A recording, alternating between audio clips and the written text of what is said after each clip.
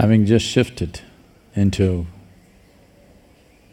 Dakshinayana, or the southern run of the sun,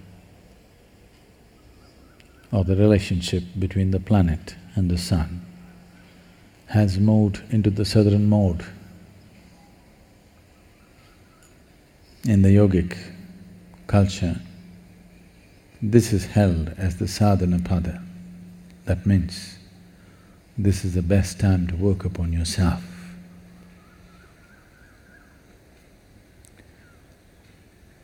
And the end of the month is Guru Purnima. Today, just about everybody has a day for themselves.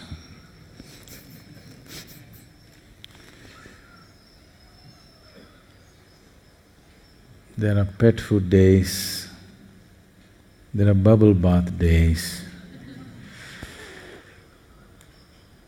there is a diabetes day.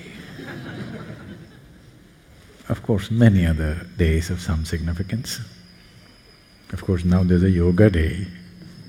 But before all this happened, there was a day for the Guru, which is the Guru Purnima. So that's at the end of this month. It's a very powerful Purnami or the full moon night, because the shifting of Dakshinayana and the first three Purnamis till the equinox are of certain significance for those who are doing internal things within themselves. So this Guru Purnima is a reminder that for the first time, a being of immense possibilities and capabilities took this step of wanting to share. Not by his own will, he was kind of conned into it. I don't want to go into the entire story now, but he was kind of done. That's why I said it's very courageous, but a little…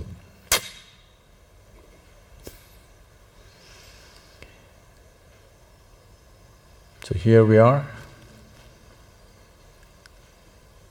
This part of the world has always been referred to as karma bhumi. That means a place to do things for yourself, where you can take your destiny into your hands. It's not that in other parts of the world you cannot do it, you can. It's just that here, because of certain natural forces, there is an added support, an advantage, which people made use of for millennia and built structures and instruments through which it could be enhanced. And in the same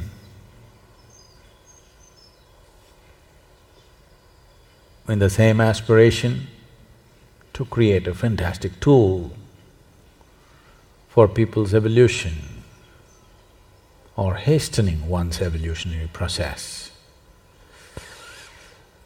someone dreamt of the Dhyanalinga, but he was very smart. He didn't attempt doing it. I think he must have been looking for a fool who's willing to attempt such a thing. And he found one. Things happened. Liberation is scary because you're trying to remove the walls of prison that you've been so used to. When I say so used to, it is not a question of one lifetime. There's a memory of entire evolutionary process in this. Within your brain, there is something called as a reptilian brain. It is that dimension of your brain which is always thinking how to fix a boundary. What about my security? The other part of the brain which makes you human being, which is known as cerebral cortex, is always looking how to expand, how to enhance, how to empower myself. But the reptilian brain is always thinking of how to build a wall around myself for my own safety and security. So in search of security, you're downgrading the evolutionary process for yourself. You need to understand that the walls of self-preservation are also the walls of self-imprisonment. The coming of the Guru Purnima means for the first time, someone brought this dimension into human life that if you're willing, you can break all the boundaries that even nature has fixed, not just your psychological boundaries, not your emotional boundaries, even existential boundaries that nature has fixed, you can transcend all that. So, the Guru Purnima or the day of the Guru can also be remembered as the day of liberation, because the possibility of liberation for the first time was opened up for human race.